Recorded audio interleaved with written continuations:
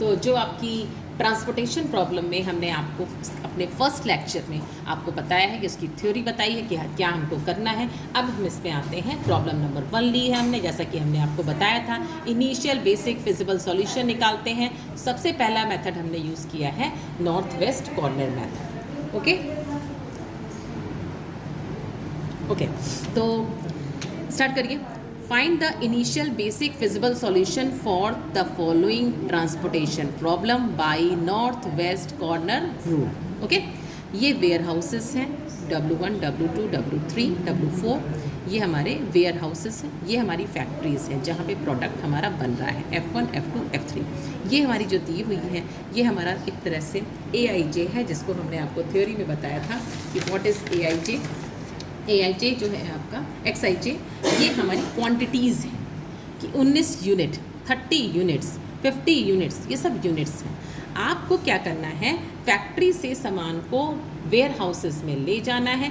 किस तरह से ले जाएं कि ये आपकी कैपेसिटी है, ये आपकी वेयर हाउस की रिक्वायरमेंट है और ये हमारी ये दे रखी है बस। ठीक है, इसी को आपको यहाँ पे एलोकेट करना है। ठीक, तो हम स्टार्ट करते हैं फर्स्ट मेथड। स्टेप्स हम नहीं लिखा रहे हैं आपको क्वेश्चन से ही हम समझा देंगे क्या करना है। सबसे पहले आपको क्या करना है, नॉर्थ वेस्ट कॉर्नर अपने आप में बोल रहा है, क्या बोल रहा है, नॉर्थ वेस्ट।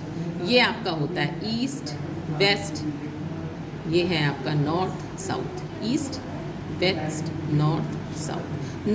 नॉर्थ वेस्ट मतलब होता है सबसे कोने का, मीन्स मैट्रिक्स में जो सबसे कोने का आपकी क्वांटिटी हो, सेल हो। ठीक, तो सबसे कोने की क्वांटिटी सेल कौन सी है, C11, पहले रो का पहला कॉलम। ठीक, अब देखिए 5 इसकी रिक्वायरमेंट है, कैपेसिटी इसकी 7 की है। तो 5 अगर रिक्वायरमेंट है, कैपेसिटी चाहे 100 की हो तो आएगा तो 5 ही ना, तो यहाँ पे क्या लिख दीजिए 5। गॉट इट, हो गया। अब देखिए जब आपने 5 लिख दिया, ठीक, आपने जब 5 लिख दिया तो इसका मतलब इसकी रिक्वायरमेंट पूरी हो गई, तो इसका मतलब W1 का काम ख़त्म, जिसका काम ख़त्म उसको कट कर दीजिए। ठीक, क्लियर ना। अब ये मैट्रिक्स बची, एक तो W1 का कैंसिल हो गई, इसको आप ऐसे कर सकते हैं कि W1 का काम ख़त्म। ठीक, हमने प्रॉब्लम में ही बता दिया आपको, कोई बात नहीं है। सॉल्यूशन हमने नेक्स्ट लिखा, मेरे स्टूडेंट बहुत स्मार्ट हैं। तो अब ये मैट्रिक्स आपकी एक रो पहला कॉलम फिनिश हो गया। अब इन जो एलिमेंट्स हैं, इन जो सेल्स में हैं, उसमें सबसे कोने का कौन है, 30 है 30। अब 30 के लिए रिक्वायरमेंट जो है वो 8 की है, कैपेसिटी कितने की है। अब देखिए यहाँ पे जब आप 5 दे चुके हो, तो यहाँ से जब आप 5 दे चुके हो तो बचा कितना, 5 दे चुके तो बचा 2। ठीक, अब देखिए रिक्वायरमेंट इसको करने के लिए 30 में असाइन करने के लिए रिक्वायरमेंट 8 की है, कैपेसिटी 2 की है। तो क्या कैपेसिटी से ज़्यादा आप क्या दे सकते हो, नहीं दे सकते हो, 2 आपने दे दिया। इसका मतलब ये हो गया कि F1 गया कट, इसका काम हो गया, काम ख़त्म। ठीक, तो 2 आपने दे दिया तो रिक्वायरमेंट जो है 2 ख़त्म हो गया, तो बचा कितना, 6। ये बात समझ में आ रही है, आ रही होगी। चलिए आगे बढ़िए। अब बची मैट्रिक्स, ये दिख रही है मैट्रिक्स, ये बची, इसका नॉर्थ वेस्ट 30 है 30। ठीक है, 30 है, 6 की रिक्वायरमेंट है, 9 की कैपेसिटी है।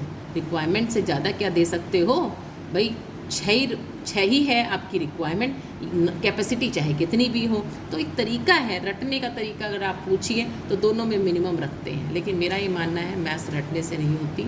मैथ्स सिंपलेस्ट वे है अगर आप समझना चाहें तो। 6 है रिक्वायरमेंट, 9 है कैपेसिटी, तो यहाँ 6 ही तो देंगे आप, दे दिया। ठीक, अब ये देखिए आपने जब 6 दे दिया तो इसका मतलब क्या हो गया, यहाँ W2 का काम ख़त्म हो गया। और जब आपने 6 दे दिया तो ये 9 क्या बन गया, 3। Got it. अब ये बची मैट्रिक्स, ये बची, इसमें नॉर्थ वेस्ट 40, नॉर्थ वेस्ट मतलब कॉर्नर, मैट्रिक्स का सबसे कॉर्नर एलिमेंट 40 बची। तो 7 की रिक्वायरमेंट है, 3 की कैपेसिटी है, कैपेसिटी से ज़्यादा तो उसकी औकात नहीं ना, आप 3 से ज़्यादा दे सकते हो? नहीं दे सकते हो, तो आप 3 ही दे पाओगे। दे दिया, इसका मतलब ये हो गया कि ये 3 की रिक्वायरमेंट फुलफ़िल हो गई, बचा 4। तो ये कौन ख़त्म हो गया? F2 ख़त्म हो गया, और इसको दीजिए काट दिया। अब बचा 70 और 20, इसमें नॉर्थ वेस्ट क्या है? 70। 4 की कैपेसिटी, 4 की रिक्वायरमेंट है, स्टेमिना इसके पास 18 का है, तो 4 दे दीजिए। 18 अब 14 हो गया, कैपेसिटी 14 हो गई, और जब ये पूरा हो गया है तो W3 का काम ख़त्म हो गया। अब देखिए ऑटोमेटिकली ये 14 बचता है, यही ये दिखाता है कि वी वर डूइंग राइट, या हम लोग सही डायरेक्शन में जा रहे हैं। ये 14, तो ये देखिए रिक्वायरमेंट भी 14 की है और स्टेमिना भी, कैपेसिटी भी 14 की है। प्रॉब्लम फिनिश हो गया। ये जो आपके आते हैं इन्हें ही बोलते हैं कि ये सेल में एलोकेशंस आ गए। ठीक, देखिए जिसमें जिसमें हमने कॉस्ट असाइन की है उनको हम शेड कर रहे हैं। ओके, तो फाइनली आप लिख सकते हो, क्या लिख सकते हो? ये यहाँ पे लिख दीजिए 5, यहाँ पे लिख दीजिए 2, यहाँ पे लिख दीजिए 6, यहाँ पे 3, यहाँ पे 4 और यहाँ पे 14। ठीक है, अब टोटल ट्रांसपोर्टेशन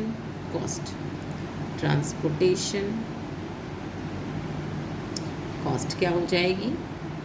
ट्रांसपोर्टेशन जो कॉस्ट होती है वो समेशन CIJ इंटू क्या होती है? ये आपकी जो है आपके एलिमेंट्स हैं, ये XIJ बोलो या AIJ। ओके, तो